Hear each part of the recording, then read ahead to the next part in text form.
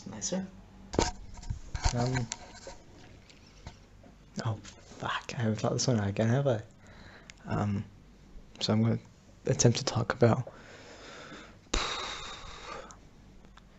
Okay. I guess I started off. I tend to find, and this is something that kind of got triggered off for me to ponder upon. I was playing a game and with my friend, and I called someone like when I was playing the game. And me and him were in voice chat together. No one else was with us, and I was chasing an Anna, and she split me and was like, "You bitch," and then he said, "What was it? Um, what was it?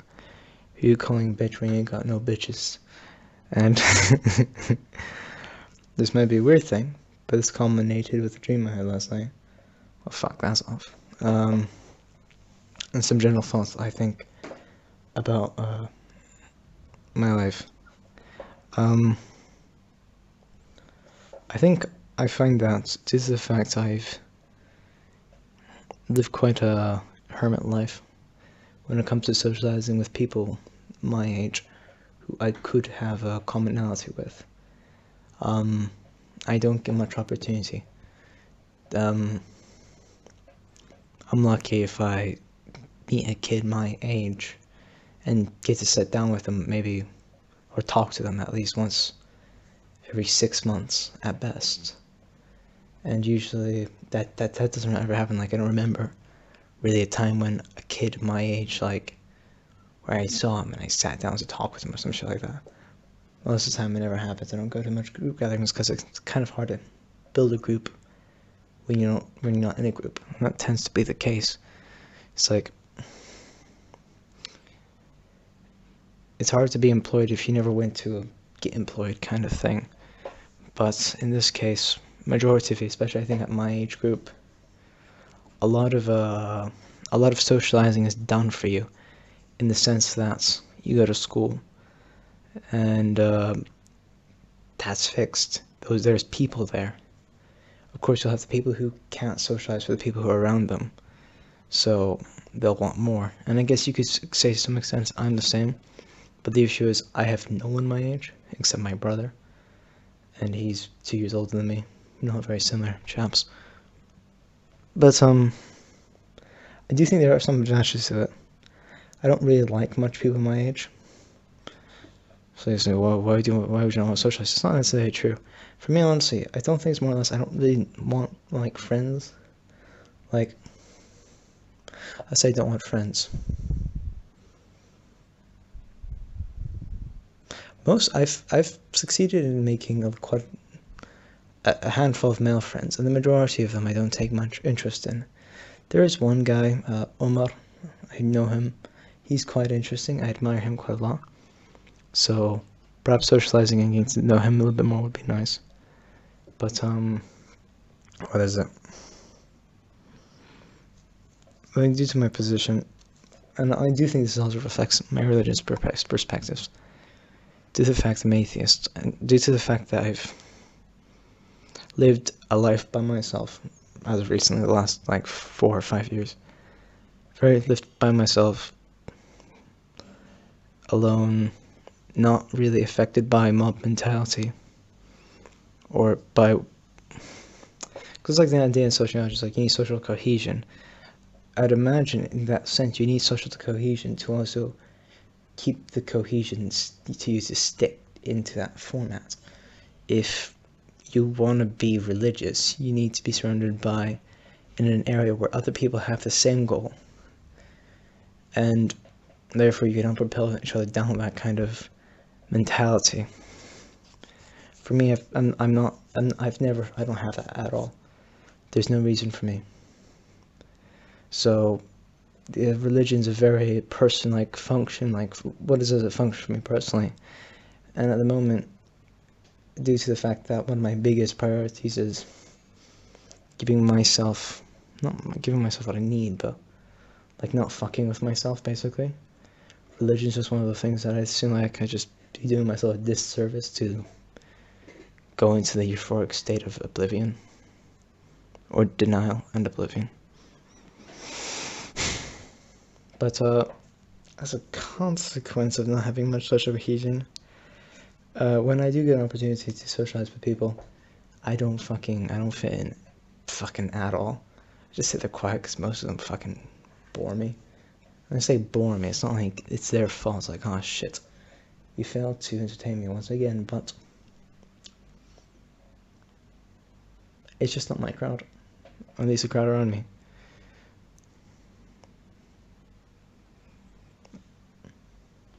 I guess ultimately, you can ask for companionship. I think the friends game is a bit of an odd game. I think you want companionship with your friend. I want to make friends. That's why I usually... What do I usually do?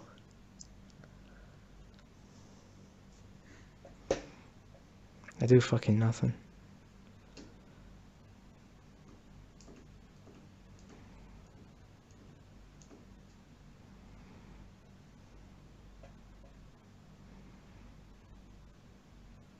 I had a dream last night. It was quite a long dream, and I woke up twice throughout the dream, and it repeated. That's because I was really hoping that it would, and it did, so I was quite blessed at that fact. The dream was I met this kid, probably like 6 or 7.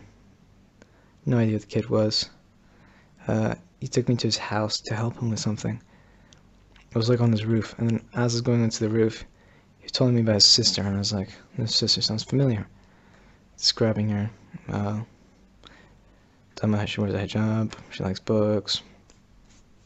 And he said one of the lines she told me, because the sister I've known, it was his sister ended up being a girl I used to go to school with. And this girl, with my experience in school with, we would sit next to each other. We sat next to each other in mathematics, English, or at least in our home class. In my old school, you had the pairs, you had a fixed pair, and you had to sit next to each other. I was moved over to the girls' side, and the girl who I saw on the table, we grew quite, friendly. We were friends. And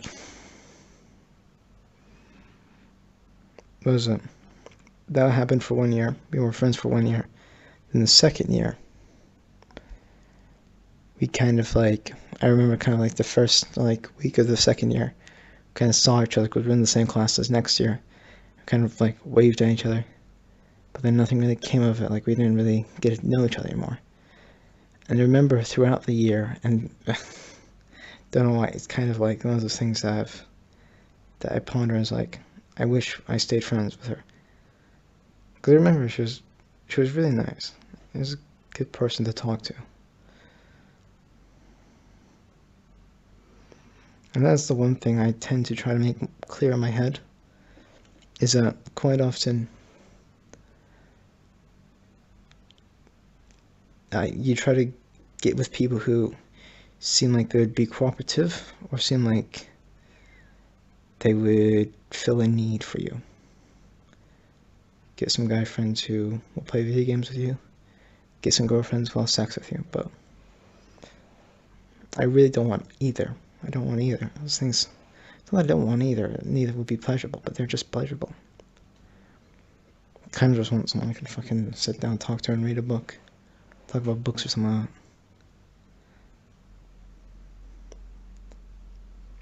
But yeah, the dream was mostly that, and this, I think this reflected actual reality of the personality, which I really admired that my head kept that fact, which was when I went down to visit her, it was very solemn, and then she said, I didn't appreciate the fact that in grade 7 you didn't make much of an effort to keep talking.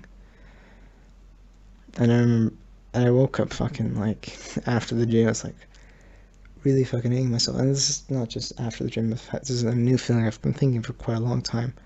And I say a long time, these are one of the things that happened 6 years ago, but fuck with me now. I guess it's because I don't have much human interaction. The ones that did happen, I've had so much pondering upon that I go through so much recollection or so much like emotional, like I hold a lot of emotional value in my past because I don't have much of it now. Most of my now is very mundane by myself.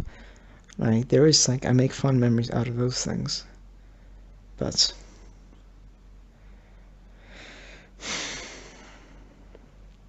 anyway, um, in the dream we started talking and we made it. We agreed to like both go hang out together, and we did. We went out, talked, and in my dream that happened like 3 times, and then twice. And the third time, I remember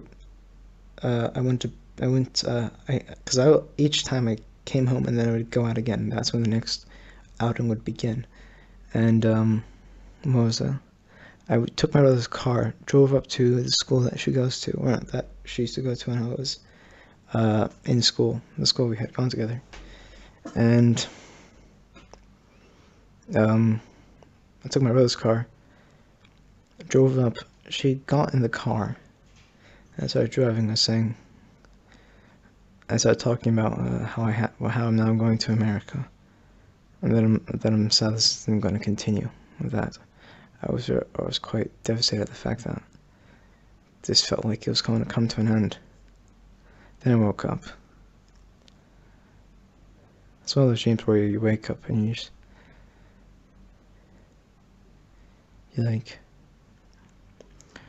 try to rethink it all. It's not that you made bad decisions, but where are you putting your worth? Where are you going, and why? And what have you chunked behind you? No.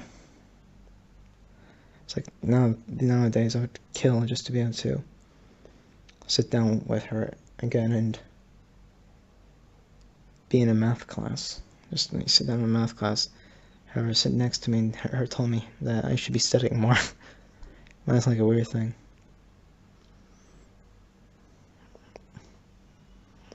I remember she would help me do my mathematics. I had dyslexia, so I have dyslexia, which is an excuse, but now I've got buckling down on it. She would help me spell words, because I wouldn't know how to spell probably 90% of the words on the page. So I'd ask her, she would tell me how to spell it. Oh yeah. And this fucking makes me sick of myself, but remember one time Mr. Andres, fucking I don't want to name drop, but we were in a class with a teacher, and what was it? He was making like global jokes like Malaysian Airlines, Donald Trump, or what was it? The uneducated American, something like that. And then we were kind of all going around making the jokes, and I said, yeah, and stupid Indians.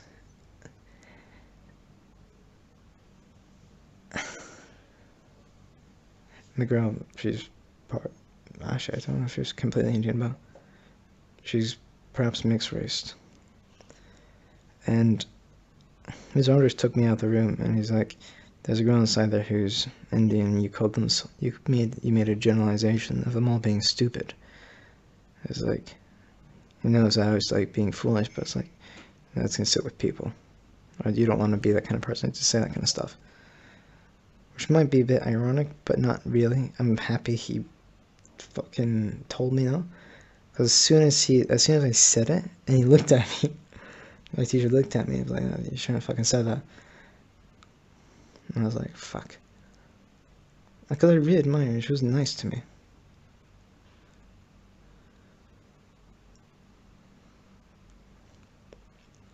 And now I want to kind of visualize like my past, people I've talked to.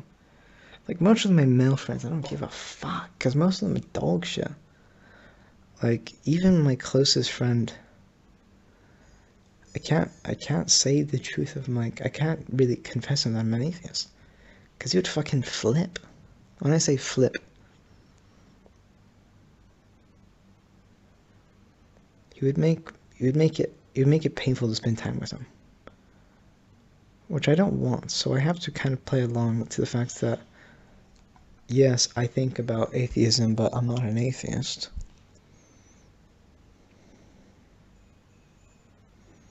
Which sucks to some extent. But I kind of fucking, I want to socialize, but what am I gonna fucking do? Message some fucking girl random on the internet, especially in this fucking country? That's fucking weird. I don't know how to fucking, like, just make contacts with people I want to talk to. I'm probably making too many fucking excuses. What I fucking need to do, message people randomly. Or message people. Because the thing is, it's like, I don't have connections. It's not like in school, a person is there and you can somehow fall into place with conversation. It's not that I don't have a lot of good friends. It's that I don't have anyone I would call someone I could trust, or that I could confess my pain to when there would be pain. And I guess this is too much like, I don't have this, I don't have that. And I need to just do something. And now I need to devise a plan how I'm going to make friends. I'm leaving my country soon. I'm going to America. So that's going to be interesting. New world, new place. I guess to some extent, kind of leaving nothing behind here. I'm just leaving a past of hopes and wishes, entering a new world.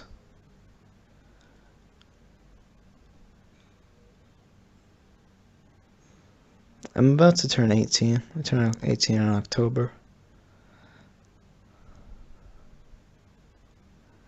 So, it's one of those, like, numbers, the age numbers where you're like, shit, you no longer really can go to high school anymore. Like, I wasn't in high school. I've never been in high school for 5 years. I was 12 years old when I stopped going to an actual school. And now I can't go to school. And I don't know how to confess this, because a lot of people don't get how shit it was for me, or how shit it feels for me, or how shit of a situation I make out for myself. But fucking homeschool?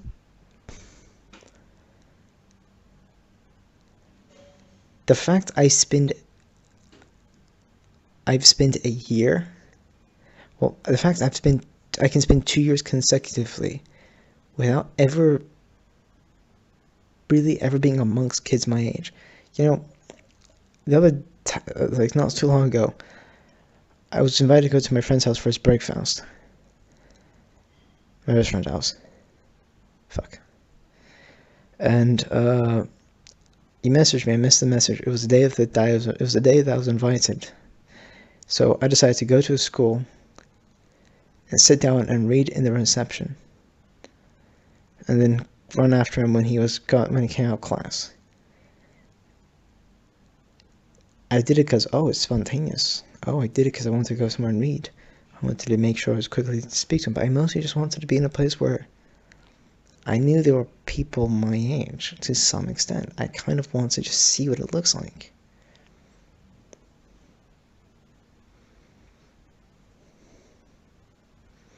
The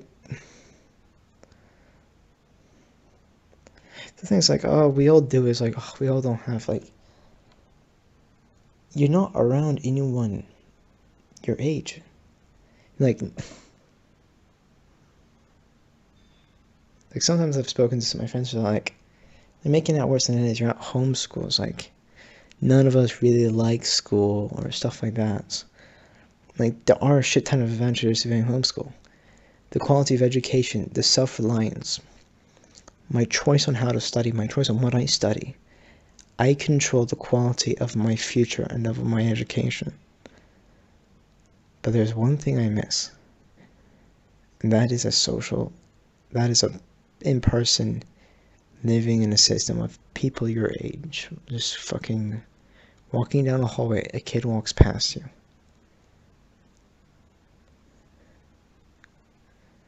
Fucking going out when it's break time. Then having a few friends, having about 2/3 of the year where you're in a building with a bunch of people your age, all maturing, all growing. Like, how do I fucking put this?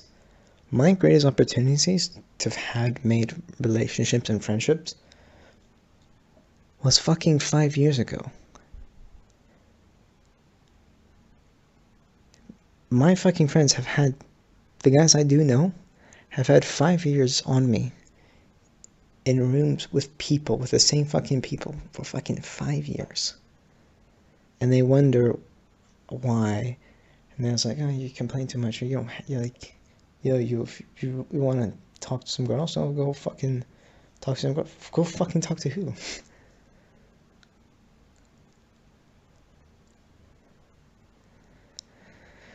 Fuck.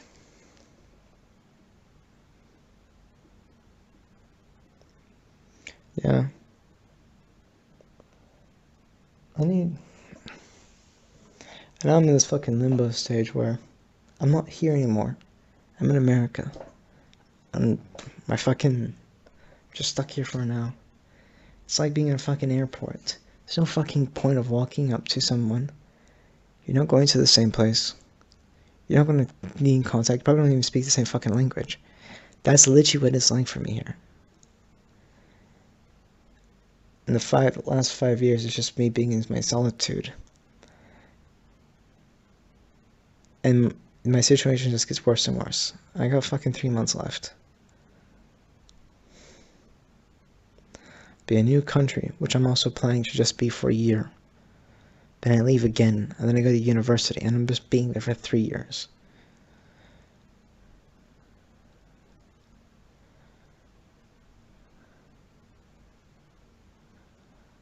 Fuck. It kind of just feels like it's shittier and shittier. And, like, get used to living by yourself. I'm fucking used to living by myself. But you do need other people. And I have a fucking family which I dislike majoritively. Like, living in this fucking house is fucking miserable. Well, not completely, but I say I dislike my family. Like, I only really have my mother and my brother. The rest of them are strangers. Or a person which I fucking hate. And that's as far as this country goes. And that's as far as it's been for the last 7, 8 years.